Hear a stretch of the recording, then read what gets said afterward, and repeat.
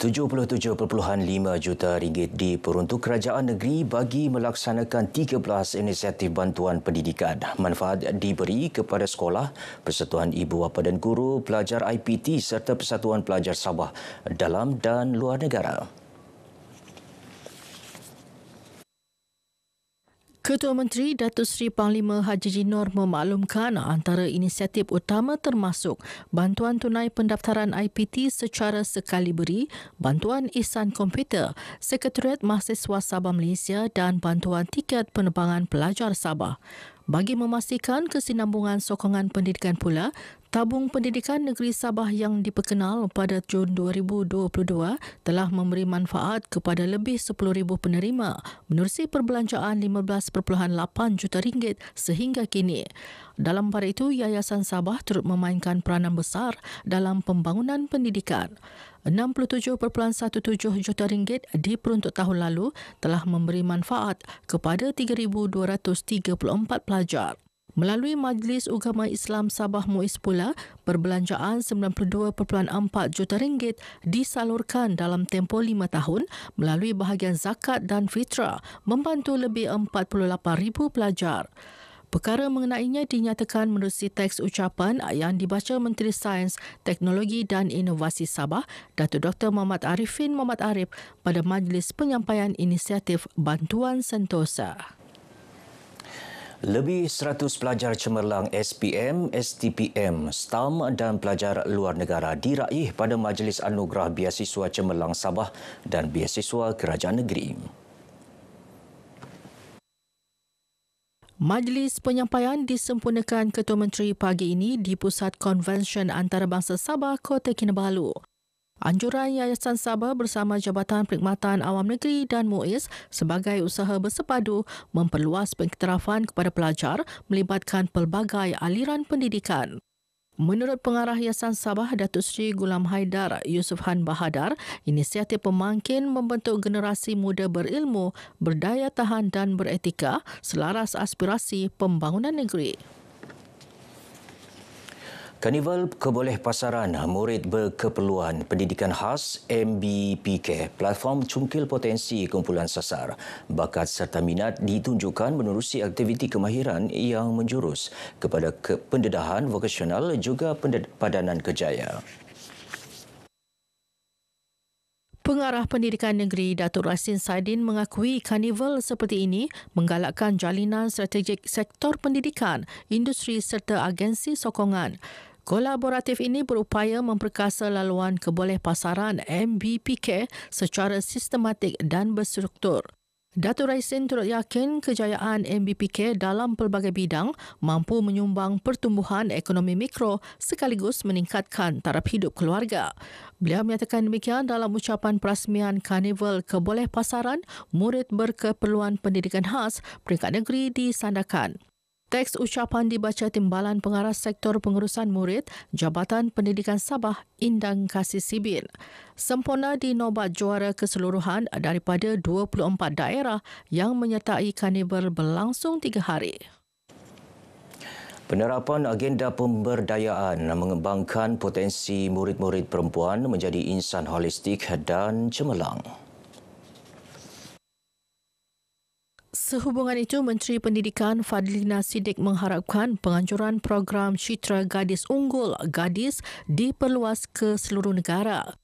Kesediaan itu antara tumpuan kementerian ketika ini untuk memberi kesedaran kepada kumpulan sasar mengenai hak mendapat peluang pendidikan terbaik dan mencapai impian dalam kehidupan.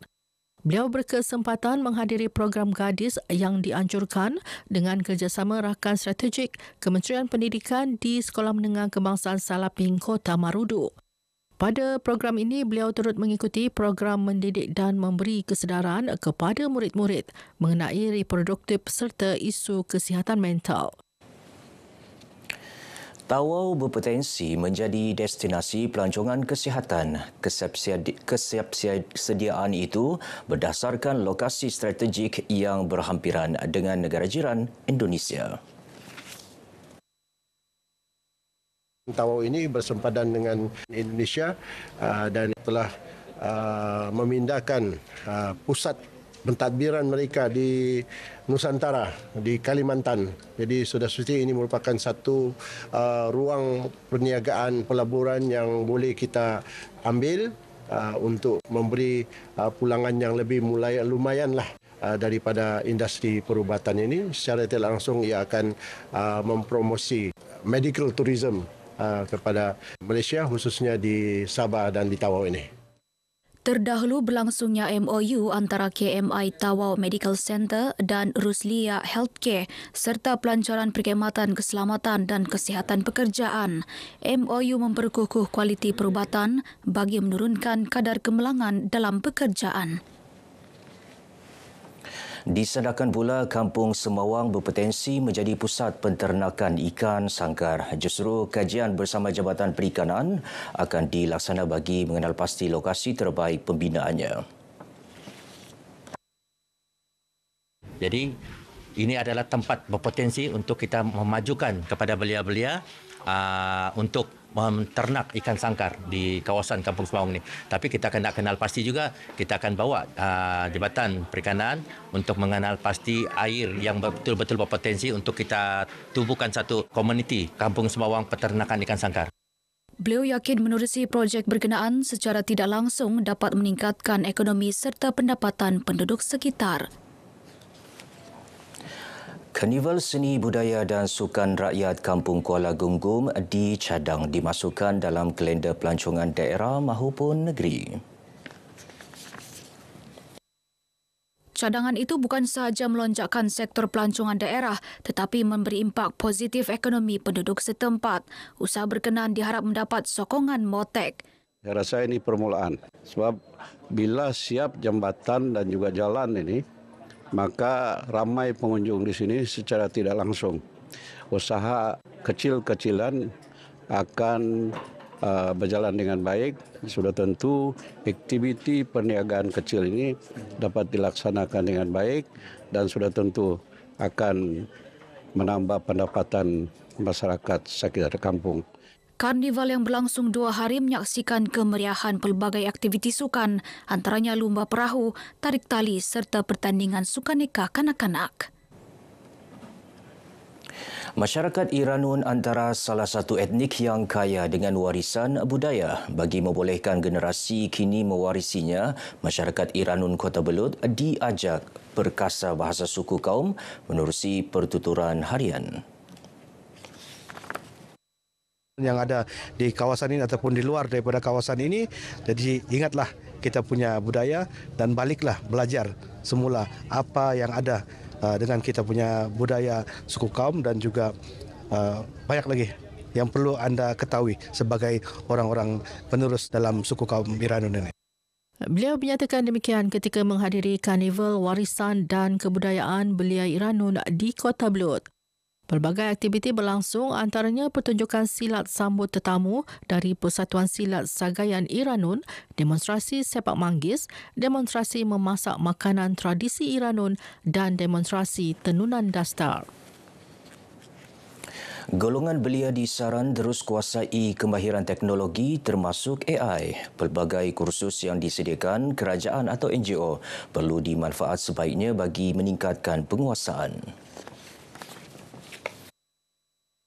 KBS ada menyediakan, kerajaan negeri pun ada menyediakan kursus-kursus dan pihak universiti dan politeknik dan Petronas sendiri.